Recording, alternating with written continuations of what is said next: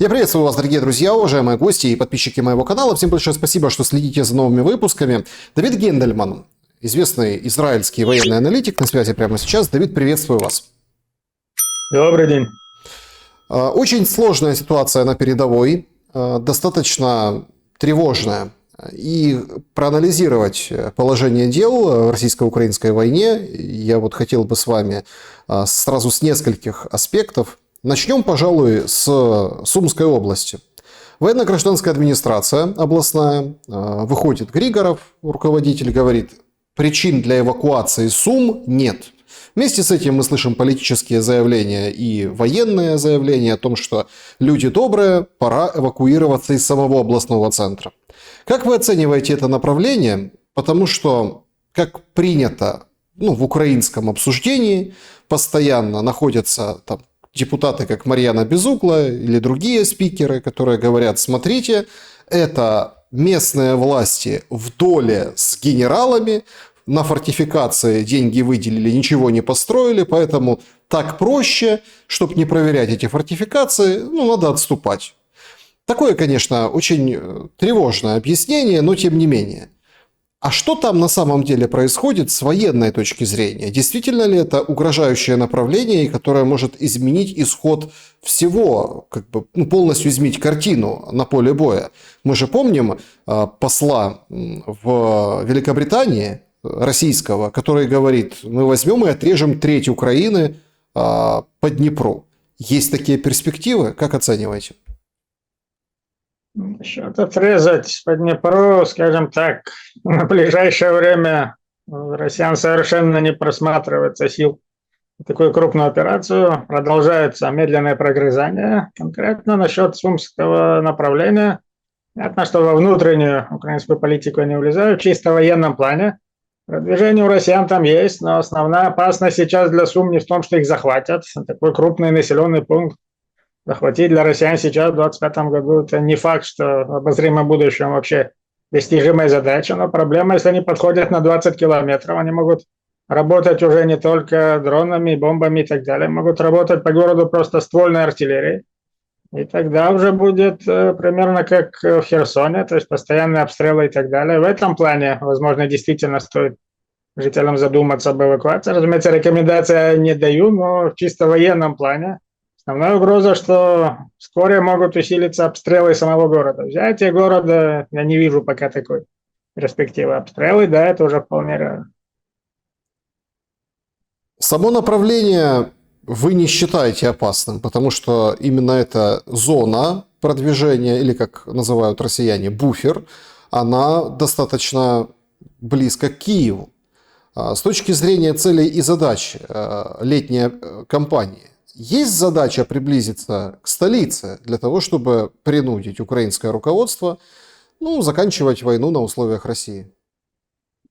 До Киева там еще очень далеко, тем более в понятиях этого этапа войны, когда такое медленное продвижение. Официально россияне заявляют, что они намерены создать буферную зону вдоль всей границы, но конкретно в этом участке границы Сумская, Черниговская, возможно, область и так далее. Вдоль всей границы у них сейчас на это нет сил, потому что даже если сделать буферную зону глубиной всего, допустим, 20 километров, то в длину это будет очень большая территория, настолько у них сейчас сил нет. Видимо, они сосредоточатся на отдельных участках, как сейчас они усиливают Сумское направление, плюс те или иные телодвижения на Харьковском. В принципе, они похожим образом, как в мае 2024 года они начали летнюю кампанию наступления на Харьковском направлении, но после того, что они захватили за первые пару недель, с тех пор они уже год там практически не продвигались. Возможно, то же самое будет и тут. Сейчас они в мае начали движение на Сумском направлении, тоже после первичных успехов. Они еще продвигаются, посмотрим, где они остановятся, если остановятся. Но, в принципе, мы видим один и тот же паттерн, скажем так. Я бы сказал, что в плане буферной зоны они именно сосредоточатся на отдельных участках. Для Киева там именно в сухопутном плане никакой угрозы нет, слишком большие расстояния, такие скачки были возможны только в начале 2022 года. С тех пор ничего такого глубокого россияне не предпринимали. Условия поля боя сейчас совершенно другие. Ставка в этой летней кампании у них в первую очередь продолжение медленного прогрызания Донецкой области, то есть сейчас все это движение в сторону Константиновки, плюс движение вокруг Покровска, ну, восточный фланг группировки вокруг Покровска, он тоже действует одновременно на северо-восток в сторону Константиновки и загибает на запад вокруг Покровска. Они рано или поздно там должны будут выбрать направление основного удара, потому что бесконечно действовать по расходящимся направлениям невозможно. Но другая группировка, которая действует западнее Покровска, она уже довольно долгое время вместо того, чтобы действовать на север, отрезая Покровск, она действует на запад, уже пересекла границу Днепропетровской области. Понятно, что это достижение, в первую очередь, пропагандистское. На самом деле, они и так уже были возле границы на расстоянии километра-два уже пару месяцев. Но как пропагандистское достижение, вот мы уже поставили флаг Днепропетровской области. Реально неважно, километр влево, километр вправо. Короче, ставка на медленное прогрызание Донецкой области, плюс это буферная зона, которая, как я уже сказал, скорее всего, будет сосредоточена на нескольких отдельных участках. На всю буферную зону вдоль границы у них банально не хватает сил. Вы несколько раз это уже повторяете, что у россиян не хватает сил. Но война же, сухопутная ее компонента, последние месяцы существует такой нарратив, что Украина как раз-таки сухопутную историю проигрывает. Откуда это берется? Ну, вот это мнение, эта позиция. И есть ли вариант обрушения фронта? Потому что, давайте так, когда мы говорим, что у кого-то не хватает сил, мы предполагаем определенную константу сил с другой стороны. Но у ВСУ проблемы и с личным составом, и многие скандалы с вооружением, плюс, конечно же, нестабильная западная помощь и большие вопросы, да, вообще с американцами, которые в этом участвуют. Нет, мы как раз не предполагаем константу. Речь идет именно о соотношении сил. У россиян хватает сил на медленное прогрызание. Соответственно, если кто-то говорит, что Украина проигрывает на фронте, он, видимо, именно это имеет в виду, что, смотря на понесенные россиянами потери, они все-таки хоть медленно, но продвигаются. Соответственно, украинская армия хоть и медленно, но отступает. То есть чисто по карте движение идет. Разумеется, все зависит от соотношения сил на какие-то... Когда я говорю, что россиянам не хватает сил, им не хватает сил на какие-то глубокие прорывы. Захватить всю буферную зону, захватить Сумы, захватить всю левобережную Украину, на это у них сил нет. У них сейчас в этом соотношении сил, которое существует, хватает сил на медленное прогрызание, ставка именно на это. Если не прилетят какие-то черные или рыжие лебеди, пока можно продолжать таким образом до осени, до начала осенней распутицы, то есть до конца летней кампании, ориентировочно октябрь-ноябрь, и пока не просматривается какого-то обрушения фронта. Соответственно, если на каком-то участке не будет обрушения фронта, у россиян не будет возможности совершить какой-то глубокий прорыв.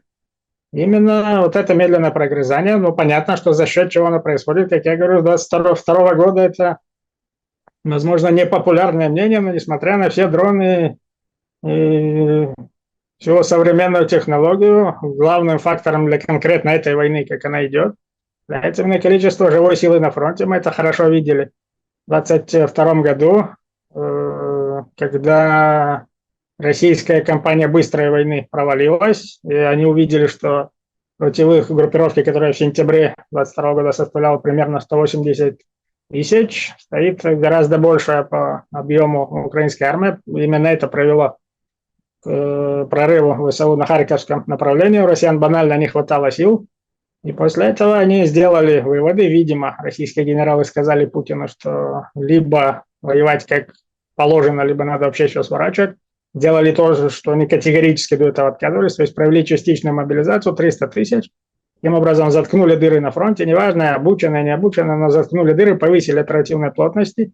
Именно поэтому в конце 22-го украинское наступление остановилась там, где остановилась, и уже в начале 23-го года Россия на фронте было больше 400 тысяч.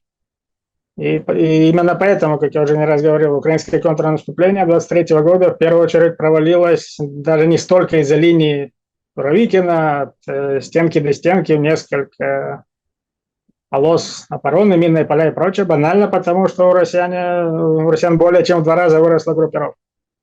в начале 24-го было уже больше 500 тысяч, в начале 25-го больше 600 тысяч. Несмотря на все потери, группировка растет. Если бы Украина могла на каждые российские 100 тысяч солдат бросить свои 100 тысяч, возможно, Украина бы до сих пор наступала, и мы говорили бы о боях где-нибудь в Смоленске или под Москвой. Ну, мы, разумеется, тут выносим за скобки ядерное оружие. Но так как Украина не может, отметим в скобках превышение по ресурсу в России в 4 раза, это тоже не конец света. Во время арабо-израильских войн у арабских стран чисто по моб-ресурсу было превосходство несколько десятков раз. Просто они не могли эффективно использовать это преимущество, чтобы создать именно достаточно большую армию на поле боя. Израиль использовал гораздо лучше моб-ресурс. Поэтому, как я уже говорил, Украина теоретически могла бы действовать более эффективно. Обычно привожу пример Грузии. Если бы грузины даже показали чудеса организации, а Россия вела бы войну, как ведет, грузинам бы ничего не помогло. Россия бы их просто затоптала. Украина, используя свою огромную территорию, крупнейшее государство в Европе, и то, что моб-ресурс всего в 4 раза меньше, это не настолько много. Можно бы было. Но даже сейчас, в конце концов, все уже привыкли. Потому что 4-й год Россия медленно наступает, Украина медленно наступает. Это огромное достижение. Понятно, что мы уже все привыкли к данному. Это далеко не само собой разумеется. Можно бы было действовать эффективнее. Короче, подводя черту, россиянам хватает сил на вот это вот, что они делают, медленное прогрызание, пока, как минимум, на ближайшие полгода, допустим, до конца этого года примерно, до начала распутицы, крушение фронта не просматривается. И наиболее вероятно, если не будет черных лебедей, именно вот такое дальше медленное прогрызание. То, что публикуются те или иные планы, что они уже в следующем году хотят всю левобережную Украину, до этого 100 верст и все лесом, причем в данном случае в прямом смысле. Давид, что означают воздушные атаки? Они обоюдные. Трамп, ну так, развел руками на прошлой неделе, говорит, Украина сама дала повод разбомбить себя.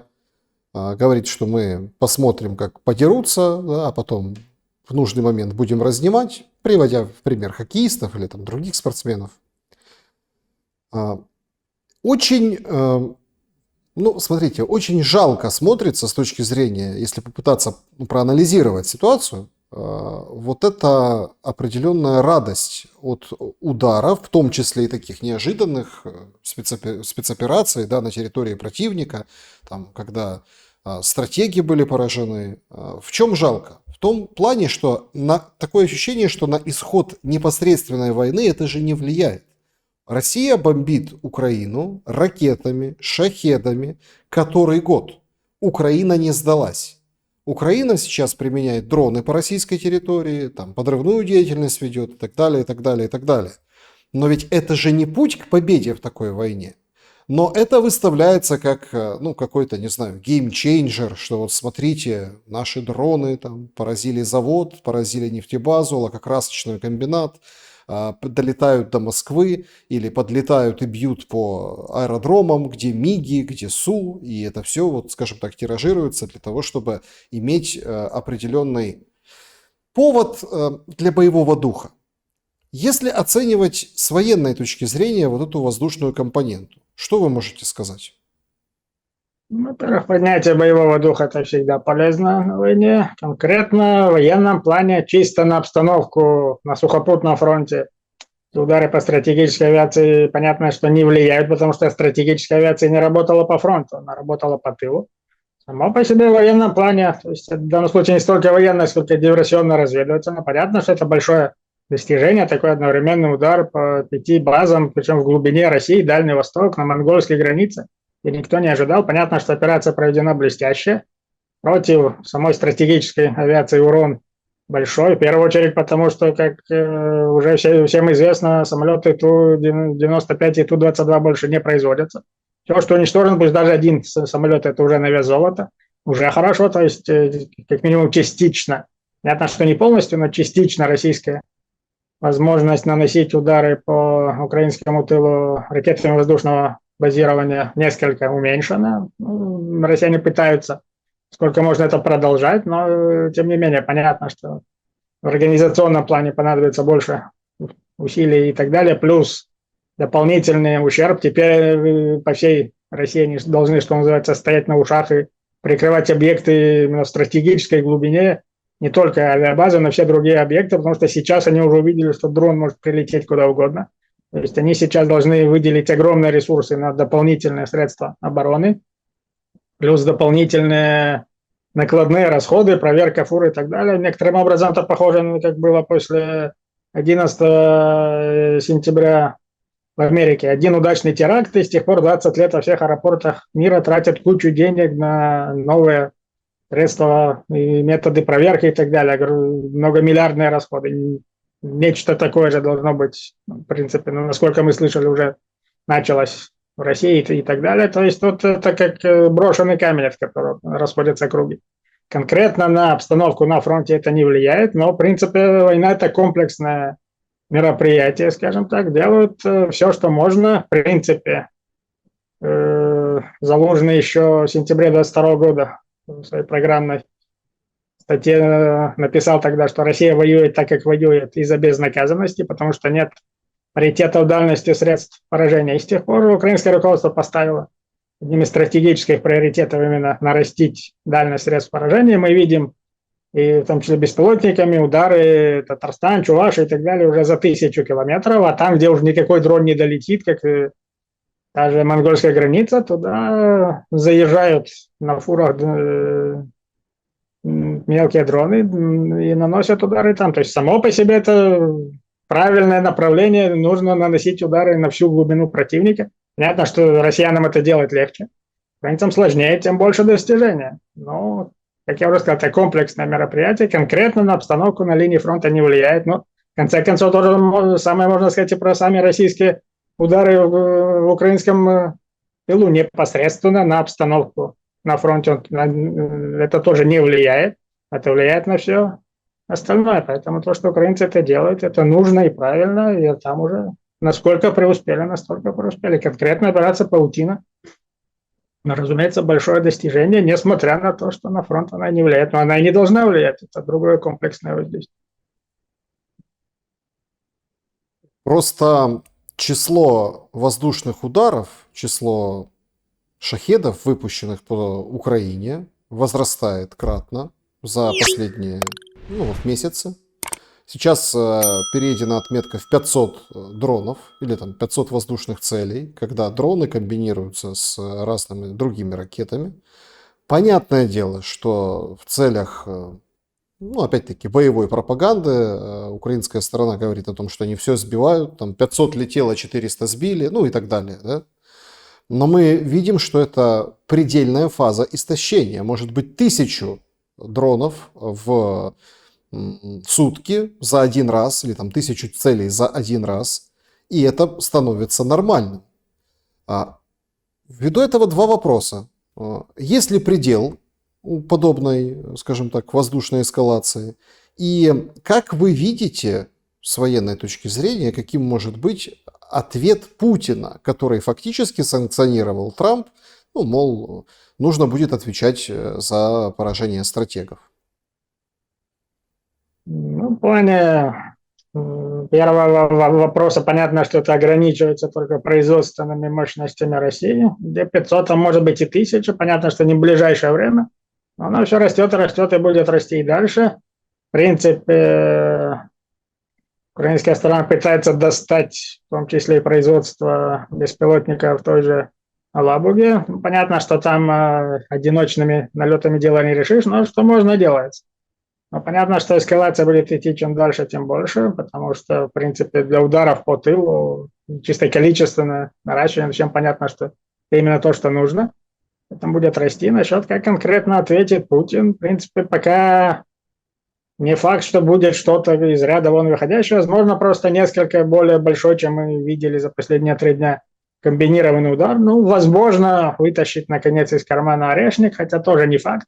В конце концов, в России тоже, кроме ядерного оружия, никакого вундерваффа не существует. Был уже и орешник, даже если это будет в комбинации с кинжалами, с искандерами, с калибрами, со всеми остальными, плюс еще 500 шахедов.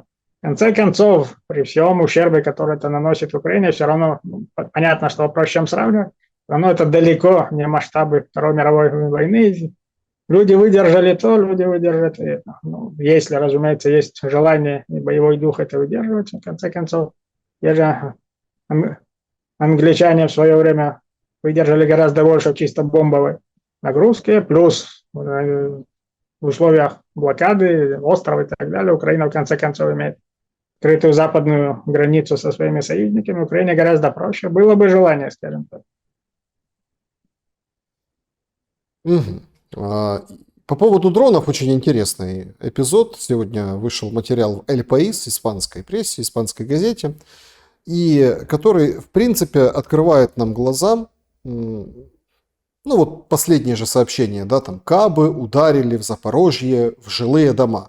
Показывают, ну, старый жилой фонд частный, да, разваленные эти дома и так далее.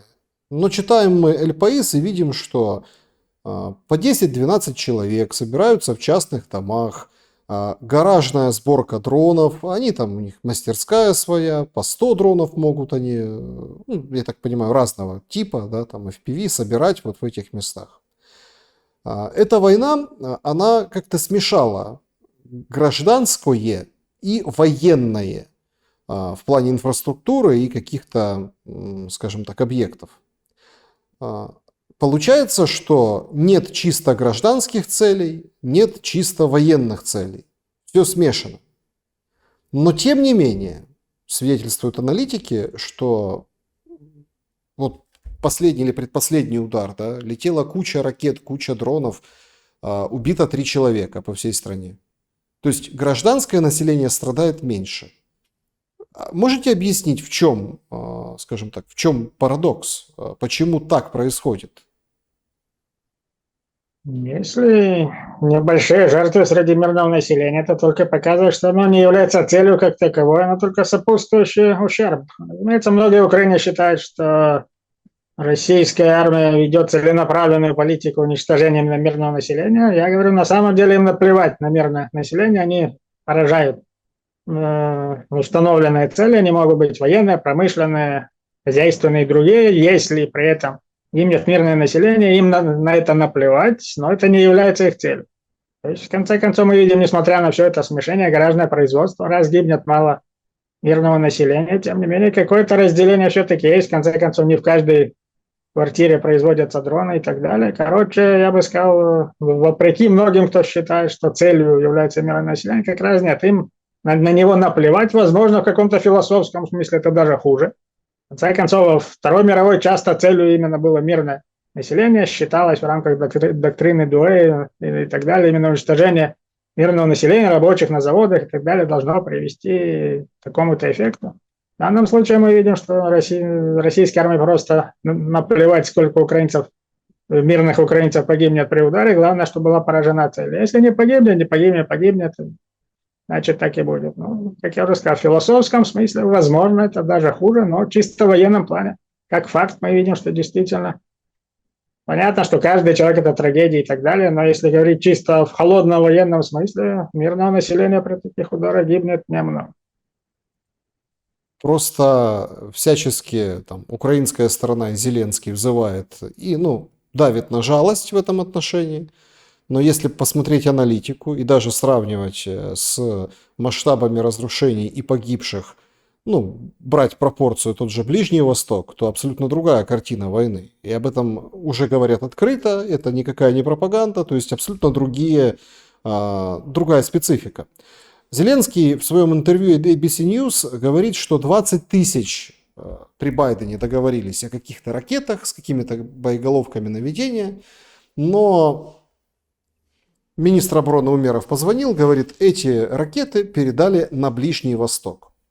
Если сравнивать ситуацию Израиль-Газа и Россия-Украина, какие бы вы параллели провели, в чем похожи в военно-политическом смысле, а в чем различны непосредственно ситуации?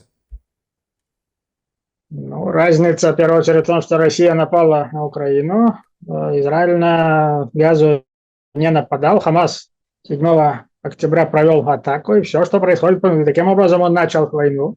Для этого Израиль отвечает. Понятно, что мировое общественное мнение говорит, что не надо так сильно отвечать, непропорционально и так далее, но чисто по фактам, утром 7 октября, чтобы было тихо, мирно, никто газу не трогал, напал Хамас. В российско-украинской войне напала Россия. Ну, дальше уже можно смотреть чисто разницу в соотношении сил. Понятно, что Израиль превосходит Хамас в военном смысле на много порядков, в отличие от ситуации Россия-Украина. Понятно, что в России есть преимущество по многим параметрам, как количество живой силы на фронте, так и авиация, огневая мощь и прочее. Но это совершенно не такое превосходство, как в соотношении Израиля и Хамаса. Именно поэтому мы видим такое медленное прогрызание на российско-украинском фронте, несмотря на все преимущество, что есть, его недостаточно для каких-то больших успехов. Но на самом деле понятно, что различий больше, чем сходство, кроме сходства по большому плану, скажем так, то война и эта война. На самом деле тут гораздо больше различий. В конце концов, в Мьянме идет война, в Судане идет война, сравнивать все войны. Практически все разное, кроме того, что и там идет война. Я бы не стал проводить вообще какие-то параллели, кроме чисто так самых примитивных, кто на кого напал и каким именно образом ведутся боевые действия. Понятно, что одно дело тысячекилометровый фронт, похожий на реалии Второй мировой, и тут маленький пятачок, весь сектор Газа 360 квадратных километров, и то, что до сих пор полностью не захвачен, это не из-за военных причин, а в основном гуманитарных и других, заложники, мировое общественное мнение, но в чисто военном плане, если бы, например, это была не израильская, а российская армия, уже никакой Газы бы давным-давно уже не было, потому что в чисто военном плане большой проблемы она не представляет. Ну, короче, я бы сказал, что тут параллелей практически нет особого смысла их искать. А почему Цахал не победил Хамас? Как я уже сказал, во-первых, проблема заложников. С самого начала были поставлены две противоречащие цели: уничтожение Хамаса и освобождение заложников. Понятно, что чем мы ближе к уничтожению Хамаса, тем меньше шансов, что заложники останутся в живых. И когда были частичные сделки по заложникам, это означало прекращение огня на пару месяцев. То есть таким образом останавливали процесс уничтожения Хамаса, давали ему возможность перегруппироваться, вооружиться и так далее. Простыми словами, просто перевести дух. Плюс сама по себе проблема оккупации Газы до сих пор, несмотря ни на что, очень большая часть израильского общества, израильского правительства по-прежнему не хочет реоккупации Газы, восстановления там израильской военной администрации. Если мы этого не хотим, то понятно, что это делает достижение такой цели, как свержение Хамаса, несколько призрачной, мягко говоря. Ну, это долгая история. Многие до сих пор в Израиле считают, что не для того мы в 2005 году ушли из Газы, чтобы сейчас возвращаться. Другим говорят, какая альтернатива и так далее. Короче, это очень долгая отдельная история, которой, в принципе, можно посвятить отдельный разговор. Но в любом случае это не чисто военные причины. В основном они политические, гуманитарные, можно даже сказать психологические, у большой части израильского общества. Психологическая травма от нахождения в Газе, не хотим туда возвращаться, хотим отгородиться стеной и так далее. В принципе, под этими лозунгами проводилось так называемое размежевание 2005 года, когда мы оттуда полностью ушли, отгородились стенкой и думали, что это нас спасет. С тех пор прошло уже несколько более или менее крупных операций в Газе, плюс это текущая война. Это нам очередной раз показывает, что отгородиться стенкой от такого соседа невозможно, нужно действовать проактивно. Но даже сейчас очень большая часть израильского общества требует прекращения войны, чтобы израильское правительство пошло на условия Хамаса, чтобы освободить заложников и так далее. Понятно, что таким образом войну выиграть в простом смысле этого слова крайне сложно. Зеленский говорит, что если Соединенные Штаты Америки покинут, ну или там умоют руки, да, и, в общем, прекратят помощь и так далее, то война не остановится, будет просто больше жертв со стороны Украины. А что может остановить войну в Украине? Ну, любая война, дело в первую очередь политическое, потом уже военное, но эта война в особенности именно из-за такой большой зависимости Украины от западных союзников, в первую очередь США. Если США полностью прекратят помощь, то понятно, что украинской армии придется сложнее, даже при той обстановке, которая есть сейчас. Мы видим на фронте то, что видим. Если Трамп полностью перекроет кран, понятно, что будет хуже, но это тоже не значит, что сразу будет какое-то резкое крушение и так далее. В конце концов, Европа чем может помогает. Понятно, что ее возможности тоже ограничены, поэтому я бы сказал, чисто в военном плане, если обе стороны по-прежнему будут выдвигать на переговорах такие взаимоисключающие требования, чисто в военном плане можно еще продолжать. Но я обычно надолго в этой войне не заглядываю, смотрю по фазам. Как я уже сказал, ближайшая фаза до конца этого года можно продолжать как есть, а в конце года надо достать большой калькулятор, пересчитать заново, потому что у обеих сторон будет накопление проблем. И экономические проблемы, как в России, так и в Украине. Ну, это не значит, что в России уже рухнет экономика, как предсказывали 2022 года. Этого не будет. Накопление проблем, они сами об этом говорят вслух, они выражаются осторожно, охлаждение экономики. И у них уже можно официально об этом говорить, значит, понятно, что проблемы есть, и пытаются, насколько можно решить, стоит ли им как-то затягивать пояса, переходить к военной экономике, либо снизить требования на переговорах, чтобы закончить войну. И в военном плане можно еще вполне себе продолжать. Война на истощение, как она идет с конца 2022 года, далеко не истощила обе стороны. И тут как раз очень много зависит от настроения, от боевого духа. Если есть желание продолжать, в конце концов, это еще не те жертвы, не тот уровень лишений, как был в той же Второй мировой войне. То есть мы видели примеры, что на самом деле с конца 22 года говорил, что это больше похоже на Ирано-Иракскую войну. В конце концов, это не мировая война. Похоже на Ирано-Иракскую тоже на фронте долгое время либо вообще никакого движения, либо медленное продвижение в ту или другую сторону. Плюс тогда это называлось война городов, то есть взаимные ракетные обстрелы. Сейчас появились новые технологии, дроны и так далее. Но, в принципе, само по себе на концептуальном уровне то же самое. И нечто маловразумительное на фронте, медленное прогрызание, плюс удары по тылам друг друга. Та Ирано-Иракская война шла 8 лет, каждая сторона потеряла несколько сот тысяч убитыми, в сумме триллионные убытки и так далее. Ну, что называется, прекрасно расслабились. Но проблема для Украины. Ирано-Иракская война закончилась возвращением к довоенной границе, а Украине такого хорошего для нее варианта никто не обещает. Если вдруг прилетит черный лебедь, в России вдруг будет революция и прочее, не сменится режим. Россия вовсе не собирается отдавать эти территории, но в чисто военном плане.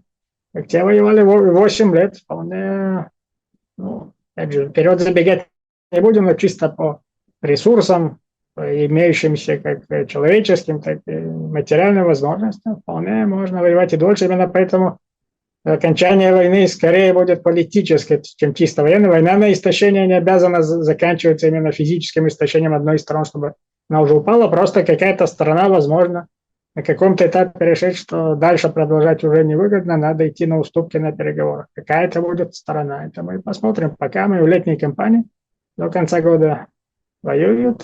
В конце года, как я уже сказал, достать большой калькулятор. Посмотрим. С точки зрения ваших знаний и опыта, как вы оцениваете историю с передачей Украине тел? Когда они погрузили в рефрижераторы, привезли на границу, а Украина говорит, ой, а говорили по-другому, сначала живых, потом мертвых, ну и в общем обмены, да. И как-то вот это все, собственно, очень бурлило на выходных, и вроде как на этой неделе должно разрешиться. Кто кем играет? Это не военный вопрос, это, я бы сказал, скорее пропагандистские игры, скажем так. Я в это особо не влезаю, потому понятно, что пропагандистское обеспечение, вообще информационное в современных войнах очень важно, но на самом деле на обстановку на фронте это не влияет. Это игры, понятно, что украинская сторона говорит, мы договорились вот так, а россияне устраивают провокацию, всячески раздувают, что вы не хотите забирать свои тела и прочее. Но в конце концов всем понятно, что мертвые уже мертвые, тем более в рефрижераторах и так далее, они уже давно мертвы, на фронте не влияет. Это психологическое давление, пропагандистская акция, скажем так. Это не военный вопрос.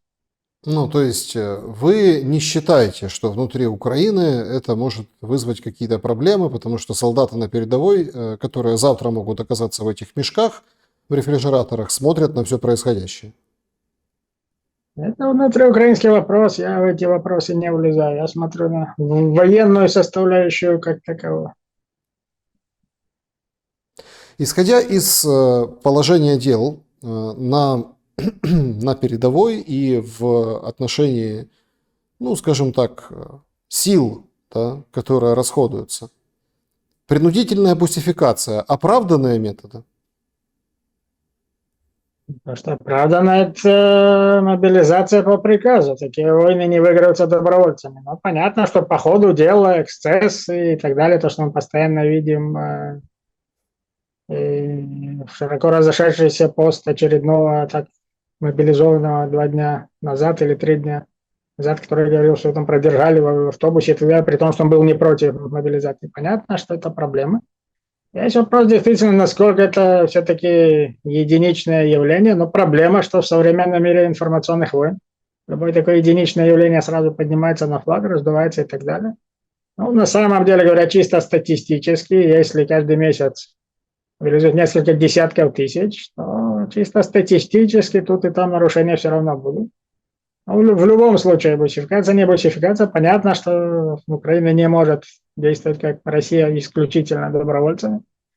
Добровольцев не хватит, но дальше, возможно, уже действительно эксцессы исполнительно. Разумеется, в идеале хотелось бы, чтобы все было цивилизованно, тихо, мирно, но не всегда такое бывает, как мы видим. Опять-таки парадокс. А россияне говорят, что Украине помогает весь западный мир. Американцы, западные союзники, причем оружием, деньгами, ну то есть большими, скажем так, объемами этой помощи. А почему не сделать, ну скажем так, добровольное, вот такие же условия, как в России, мобилизационное? Ведь в принципе деньги на это, наверное, можно найти, раз помогает весь мир. Но мы смотрим, денег не хватает катастрофически. Ни на фортификации нормальные, ни на оружие. Так а что это за помощь тогда всего мира, раз условно подобные вещи, как бы отзеркалить соперника, Украина не может? Почему вы делаете вывод, что Украина как раз-таки не может набрать нужное количество солдат по принципу российскому? Ну, с выплатами и, скажем так, добровольным участием условно так, дорогого для государства солдата. Ну, мы, в принципе, видим даже по результатам этой программы 18-24, как минимум опубликованные цифры, вообще говоря простыми словами, ни о чем. Поэтому не факт, что в других возрастных категориях это будет иначе, но все опирается именно чисто в цифры. Пока у россиян прежнему моб-ресурс в 4 раза больше, они все еще могут себе это позволить, но там тоже это бесконечно. Возможно, если война еще затянется, им придется все-таки перейти к тоже принудительной мобилизации, пока не только один раз. Прибегли к этому, когда срочно нужно было 300 тысяч в конце 22-го, но они всеми силами стараются избирать. Скорее всего, понятно, что тут нужна конкретная статистика на местах, но со стороны действительно выглядит, что Украина чисто количественно не может обойтись добровольцами. Как я уже сказал, пример именно эта программа 18-24. Ну, на самом деле большие континентальные войны не выигрываются добровольцами. Та же Вторая мировая война воевалась вовсе не добровольцами. Ну, Россия, в первую очередь, по внутриполитическим причинам всеми силами пытается вырулить. Поэтому они даже не идут на закручивание гаек в виде закрытия границ и так далее. В конце концов, тогда мобилизовали 300 тысяч, еще, возможно, 1 миллион сбежал за границу, но они на это пошли, чтобы спустить пар во внутриполитическом списке. В данном случае мы видим, что количество имеет очень большое значение. Россияне банально могут себе это позволить, у них как минимум пока все еще много народу. Украинцев народу мало, поэтому позволить себе воевать добровольцами невозможно. Мобилизация женщин и 18-летних в Украине, о котором говорят внутри Украины украинские спикеры, это возможность продлить фазу острого сопротивления и дождаться каких-то вменяемых результатов. Вообще, на что расчет? Если идет война на истощение, если она по политическим причинам не прекращается, то рано или поздно должно быть чисто математически и снижение мобилизационного возраста для мужчин, и уже поглядывание на женщин в плане мобилизационного ресурса. Это чисто математика войны на истощение. Да, это, возможно, еще не так близко, как многие говорят, но чисто в перспективе. Если война не заканчивается до такой-то точки, возможно, до нее еще далеко, но где-то там в будущем она есть, война на истощение не заканчивается, дойдет и до этого ресурса. Это чистая математика. Тут расчет уже даже не на то, что это приведет к какому-то улучшению. Это просто еще один ящик в шкафу, который можно открыть и доставать уже из него. Понятно, что это в основном внутриполитические, в том числе электоральные причины, само то, что мобилизуют только от 25 и выше. На самом деле ни одну войну никто так не воевал, чтобы мобилизовали старших, не мобилизовали молодых. Понятно, что в Украине по демографическим причинам, демографическая яма 90-х, начала 2000-х не хотят мобилизовать молодых, поэтому все военные специалисты в мире на это смотрят так, с удивлением, потому что никто никогда так не воевал. Война – дело молодых. Но если война не прекратится, то рано или поздно дойдет и до них. Тут чистая математика, тут даже не потому, что это хорошо или плохо, а просто дойдет и до них, потому что марсиане не прилетят. Если нет марсиан, то придется брать тех украинцев, которые есть. Как вы относитесь к утверждению, оно периодически появляется, что Европе невыгодно заканчивать эту войну в Украине, потому что милитаристский и военная угроза от России переметнется на страны НАТО, страны там, Балтии, Польшу и так далее. Есть ли в этом рациональное зерно, на ваш взгляд? В принципе, европейцы, не все, конечно, но многие, в том числе и глава немецкой разведки, про это, в принципе, сказали открытым текстом, что раз у них сейчас программа к 30-му году более-менее довооружиться так, чтобы представлять из себя какое-то нечто более серьезное для отражения возможной российской угрозы, они бы хотели, чтобы Украина пока до 30-го года воевала, оттягивала на себя основные, если не все, российские силы, они пока будут ковать щит за эти несколько лет, насколько можно компенсировать все это военное отставание, в которое они падали десятилетиями. То есть чисто, можно так сказать, прагматично, можно сказать, цинично и так далее. Но понятно, что в Европе, в принципе, если только вдруг, опять же, в России не изменится режим на какой-то миролюбивый, чего сейчас, разумеется, не просматривается, чисто на практическом плане им бы было выгоднее, чтобы Украина пока воевала дальше. Они будут, насколько можно, ей помогать, а пока ковать свой щит. Но понятно, что это происходит за счет Украины, за счет украинской крови, украинского солдата. Но в конце концов, они не заставляют Украину воевать. Это выбор Украины, и Европа бы хотела, чтобы пока еще Украина продолжала воевать.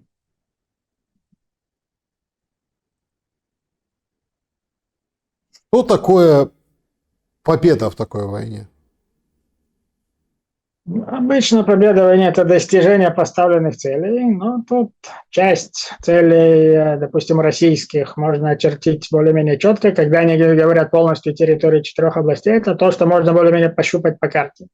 Когда они говорят демилитаризация, денацификация и так далее, это несколько более расплывчато. Например, ограничение на размер ВСУ, например, разгон тех или иных политических партий, формирований и так далее, права русскоязычного населения и так далее. В принципе, часть из российских требований пощупать руками можно, а часть при желании они, если захотят, могут спустить на тормозах и сказать, вот это вот мы уже считаем денацификацией, то есть мы ставим галочку, потому что на самом деле можно бы было прицепиться и сказать, является ли это достижением и так далее. Но поэтому в первую очередь того, что можно пощупать, это вот эти 4 области. Не факт, что они этого достигнут. Возможно, в конце концов, все-таки будет заморозка по фактической линии фронта. Но, в принципе, еще война не окончилась, они все еще, хоть и медленно, но прогрызают и продвигаются. С украинской стороны вопрос. О границах 91 года уже реально никто не говорит, потому что такая перспектива не просматривается. Даже границы февраля 2022 года тоже пока еще не просматриваются, но потом при желании тоже очень многое можно будет выдать за победу, вернуться в 2022 года и сказать, они хотели вот сделать то, полностью свергнуть власть и так далее, продиктовать условия какому-то марионеточному правительству, то есть мы отстояли и так далее, привести финляндский пример, в конце концов. При желании всегда можно, но тут действительно у украинской стороны более расплывчато, скажем так, цели войны, потому что то, что можно пощупать руками, достигнуто, скорее всего, не будет, а остальное тоже, как по многим пунктам россияне, так и украинцы, в принципе, тоже. При желании очень много можно будет выдать за победу, но тогда, возможно, если война закончится теми или иными договоренностями, сразу же возникнет не то чтобы соблазн, но понятно, что можно будет взять условия, которые предлагали в Стамбуле в 22-м, и сравнить, что стало лучше, что стало хуже. Если стало хуже, то ради чего продолжалась война? Если по тем или иным пунктам стало лучше, то стоило ли это улучшение жертв? Возможно, кто-то скажет, оно того стоило и так далее, потому что иначе было бы хуже, они бы нас продавили и так далее. Но так как война еще не закончилась, поэтому сказать, кто достиг каких целей, на самом деле и дальше, если война еще продлится более-менее долгий период, возможно, и сами цели изменятся. И заявлено, и реально. Это тоже не всегда совпадает, как сейчас пугают россияне. Вы сейчас не согласны на 4 области, то мы будем требовать 8. Возможно, будут, возможно, не будут, но если дойдет до того, и уже реально начнут требовать 8, тогда уже встанет вопрос, стоило ли согласиться тогда, или наоборот, как многие в Украине сейчас говорят, даже если мы согласимся и пойдем на все российские условия, через пару лет Россия просто нападет снова, поэтому на самом деле нет смысла на это соглашаться. Понятно, что тут можно будет только сказать задним числом, рассудит история, мы не знаем, что там будет. В конце концов, те, кто приводят финские примеры, говорят, надо на это согласиться. Тут есть некая заковыка. Счастье финнов в том, что русские не считают их братским народом. Если бы считали, возможно, никакой бы Финляндии не было, они бы их все-таки добили и дожали. Ну, скажем так, многие в Украине считают, что их несчастье именно в том, что русские считают их братьями, поэтому они от них просто так не отстанут. Вполне возможно, история именно так и рассудит, что не отстанут, и поэтому финский пример несколько ограниченный. Да, они пошли на ограничение суверенитета, так называемую финляндизацию, постоянную оглядку на СССР в вопросах внешней политики, внутренней политики, закупка советского вооружения для финской армии и так далее, что для, в принципе, западной страны было, в принципе, несколько странно. Но украинцы говорят, что для нас это недостижимо, они нас все равно дожмут и съедят. Ну, рассудит история. Но пока это финский пример, это ближайший пример, на который можно ориентироваться чисто исторически. Но, как я уже сказал, счастье финнов, что русские не считают их братьями. Лавров сегодня заявляет о том, что Штаты в 2021 году отказали России в объявлении нейтрального статуса Украины и заявили о том, что хотели бы разместить ракеты наземные на территории Украины средней и малой дальности. Сейчас очень много звучит это РСМД и договор по этим ракетам. На ваш взгляд, то есть фактически мы приходим к абсолютно такому пониманию исключительно военному действий Путина с 22 года. То есть русские, получается, воюют, чтобы на территории Украины не было ракет. Очень интересно звучит этот посыл, потому что Америка как бы этого не подтверждает, да? Но тем не менее мы слышим сейчас заявления такие достаточно четкие и определенные. Что вы думаете по поводу этих договоров РСМД? Какая у них будет судьба и какое значение они будут иметь в выходе из войны в Украине? Я бы сказал, это два разных вопроса. В плане ракет средней дальности мы возвращаемся в 80-е годы, первым, да, в Европе и так далее. То есть старые добрые андроповские времена, некоторые из них их еще помнят. То есть это неотъемлемая часть холодной войны, нагнетание военной угрозы с двух сторон, то есть возвращение. Конкретно насчет размещения ракет в Украине, не факт, что американцы действительно это намеревались сделать. В принципе, администрация Байдена, так как она была настроена, не факт, что они вообще хотели это делать. Но тут скорее тема вообще расширения НАТО, то, что Украина записала стремление НАТО в Конституции и так далее. Но на самом деле здесь тоже мы видим тот же пример тех же финнов. То, что Финляндия и Швеция вступили в НАТО, как-то россияне на это реагируют, я бы сказал, несколько расслабленно. Понятно, что создан Ленинградский округ, там тоже наращивание сил, но на самом деле не видно, что они особо чешутся, при том, что это рядом такими центрами, как Санкт-Петербург и так далее. То, что если бы Украина присоединилась к НАТО, на самом деле российское руководство пугало не то, что вдруг войска НАТО приблизятся к Москве, а то, что Украина уйдет из-под российской руки. Опять же, пример, что финнов они никогда не считали своими, неважно, что они тоже были в составе Российской империи, реально они своими их никогда не считали, поэтому что Финляндия ушла в НАТО, и даже Швеция, которая с 1814 года вообще была нейтральной, тоже вдруг перешла в НАТО. Их это не волнует, а Украина волнует. Спрашивается, почему? Значит, дело не в НАТО, не в приближении НАТО, а в том, что Украина уходит. Российское руководство еще с начала 90-х, еще при Ельцине, из того, что мы сейчас уже знаем, начало задумываться, не слишком ли легко они так отпустили Украину, или как минимум не стоило ли забрать у нее какую-то часть. И с тех пор уже начали все эти явления, как Мешковщина в Крыму, вся эта тема с Черноморским флотом, Ушкова, шефство над флотом и так далее, потом Тузла и все остальное. Короче, это политическое нежелание отпускать Украину, а оформление, если бы не было НАТО, скорее всего, бы было что-то другое. И разве что, если бы Украина действительно пошла белорусским путем, союзное государство и так далее, тогда, возможно, военную угрозу бы не было. Я считаю, что на самом деле российское руководство, понятно, что они не могут сказать это вслух, но, разумеется, в наше время уже, может, и смогут. Официально они говорят о расширении НАТО, размещении вооружений. Мы видим, что из-за Финляндии они особо не парятся, хотя в чисто военном плане это для них, возможно, опаснее. Но они знают, что реально НАТО на них нападать не собирается. Все пропаганда. Поэтому их волновало, чтобы Украина вдруг не ушла, потому что если она вдруг будет в НАТО, напасть на Украину уже гораздо сложнее. Хотя тоже сейчас в скобках мы видим, возможно, не так страшно, но как минимум до сих пор, до этой войны, считалось, что все-таки государство НАТО все-таки хоть под каким-то зонтиком.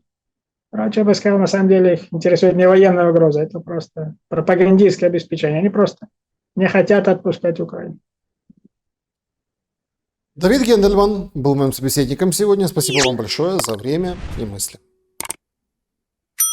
Друзья, благодарю, что посмотрели это видео. Напишите в комментариях, что думаете. Берегите себя и друг друга. Увидимся. До скорого.